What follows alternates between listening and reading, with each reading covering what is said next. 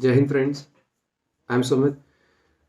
First of all, best wishes to uh, all of you for 73rd Republic Day. In this short video, I'm going to tell you the meaning of Republic and what is the importance of 26th January. It has some historical linkages. Republic is a nation state whose head is elected, either directly or indirectly. So, India is a republic state because head of the state, that is president, is elected. US is also republic because there also president is elected.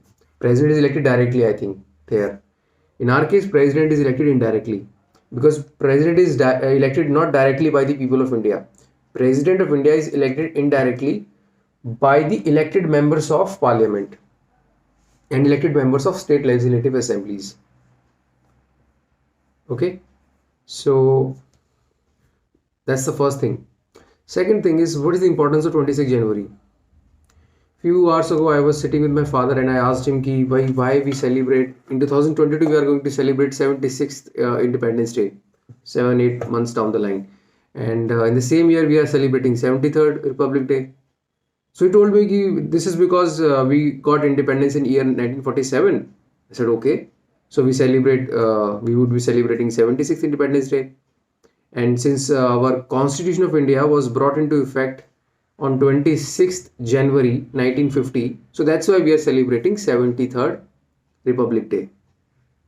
So, I said, okay, fine, but why Constitution was brought into effect on this particular date only, 26th of January? We had no clue. So, this is what I'm going to talk about.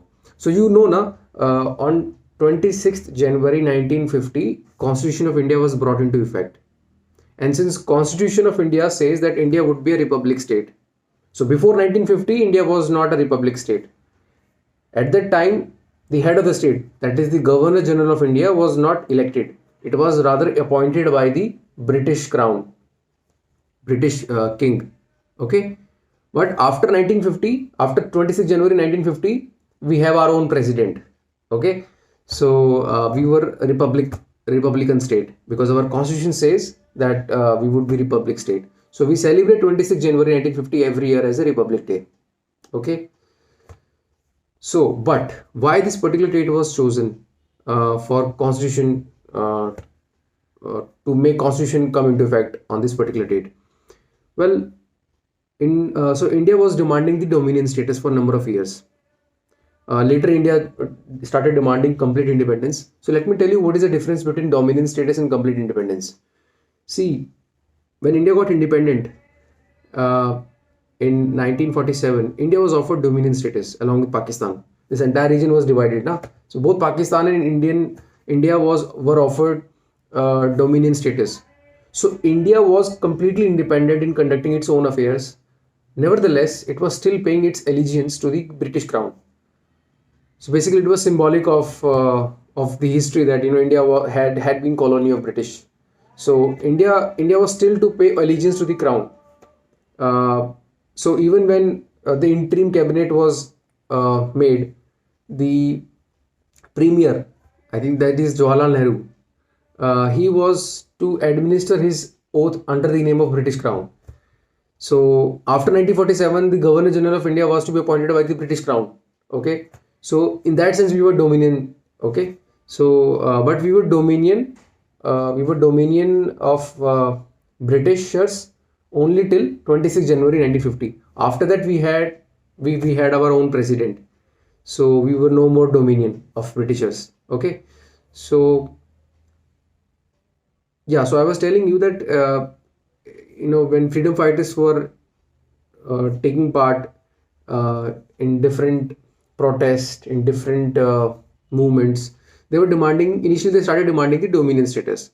So, but some of the leaders like Jawaharlal Nehru, Subhash Chandra Bose, they were opposing this idea.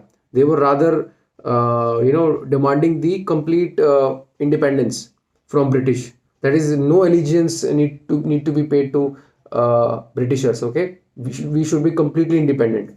But this idea was dropped by the senior leadership in Congress. At the time, Indian Congress is very old party. It came into existence in 1885, I think. So the senior leaders of Congress like Motilal Nehru, they come to this conclusion that okay, look, let us we have worked very hard for to attain this status, dominion status, and we still are very distant. We still quite far away from attaining this goal. So let us focus on this goal at the moment, and with passage of time, we would think about it. So then it was agreed that within 1 year, Britishers give India the dominion status. I'm talking about the year of 1928. In 1928, it was agreed that if India is going to be offered dominion status within 1 year, then it's fine. Otherwise, they would even shun the idea of demanding the dominion status. Rather, they would start demanding the complete independence. And if they would not be given, then they would be launching civil disobedience movement. So, well, Lord Irwin initially agreed, but then Lord Irwin was viceroy at that time. So he initially made some statement telling that we would be given dominion status, but we were not granted dominion status. So then leaders started demanding complete independence. So it was year 1929. So Jawaharlal Nehru was made president president of Congress that year. So every year we used to have president of Congress.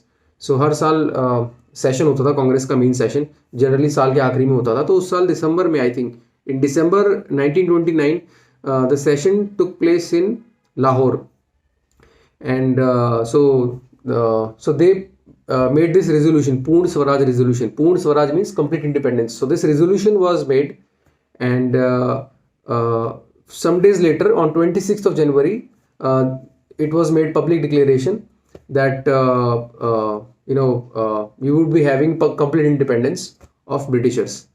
So in several parts of our country, independence pledge was carried out, in which people were supposed to read what different circumstances Indians were going through under the British rule, how Indian economy is getting affected, and how they are going to follow the instructions of Congress from time to time to attain this complete independence. So on 26th January 1930, this independence pledge was carried out in several parts of the country. So that's why this 26th January is considered very important date in our history. So that's why this when Constitution of India was adopted on 26th November 1949, it was adopted, but provisions were not brought into effect immediately. We waited for a few more days, and 2 months later, on 26th January 1950, finally the Constitution was enforced. It was brought into effect. So 26th January was selected because of this reason.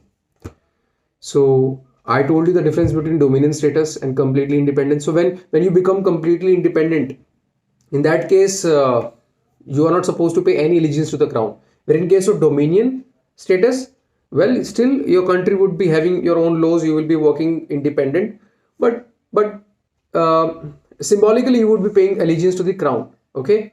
And I told you other differences also. The head of the state would be probably be appointed by the British Crown, though British Crown would be appointing that head of the state on the advice of Indian cabinet only, as used to happen in those 3 years. So Lord Mountbatten was the first Governor General of independent Dominion India. So now I told you the difference between the two. I told you the meaning of republic, and so basically, yes, UK is democratic monarchy. It is not democratic republic. India is a democratic republic because we have a democracy, and it's a republican state because head of the state, that is president of India, is elected.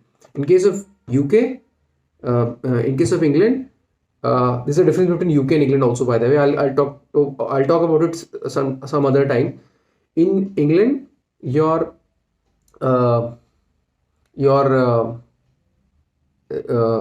have a democratic monarchy because their head of the state comes from a particular hereditary ancestry. ठीक है, तो बेटे का बेटा, बेटे का बेटा, वो ऐसा चलता आ रहा है वहाँ पे उनका head of the state directly head of the state elect नहीं होता है जैसा इंडिया में होता है. इन are case president of India can be from any ancestry line, right? But in case of UK, their head of the state must be from particular ancestry. So that's why they use the word king or queen for their head of the state. So it's a monarchy in that sense. So it's a democratic monarchy, but it's monarchy. We have a democratic, we are a democratic republican state. Okay, and so in 1950, we were no more dominion of Britishers. We were rather a sovereign country, having paying no allegiance whatsoever to the Britishers. Okay, British crown. So nevertheless, we were still part of the Commonwealth. So Commonwealth is a group of nations which were which used to be British colonies, but it was just a symbolic group. We also have we also see Commonwealth Games now. So basically, these Commonwealth Games played amongst the those old British colonies only. Okay, like Jamaica, India, Australia, New Zealand, if I'm not wrong. So, and in the end, I would like to give you a very sweet message that since we are celebrating the 73rd Republic Day, we must think about contributing to this nation in our own ways. So I just request you that whatever work you do as an educator, as a private working person, as a public official, as a entrepreneur, whatever work you do, you must strive uh, to work for excellence. कोई भी काम करो excellence के साथ करो. That's the first thing. Second, devote some part of your life for a good cause. Always try to make your presence felt for good reason. And I feel that I feel that it is not just the, I mean, of course, Indian Army, I have a great respect for Indian Army, Indian Navy, Indian Air Force, paramilitary forces, police forces, other forces which are part of the entire system. But it is not, they are doing the job very well, but a district returning officer working round the clock during elections also contributing for the nation. Entrepreneur, bringing novel innovation, is also helping the country in providing jobs. An educator, an online educator, trying to make qualitative education accessible to the lower strata of the society, is also contributing to the nation. The lawyers who are contributing to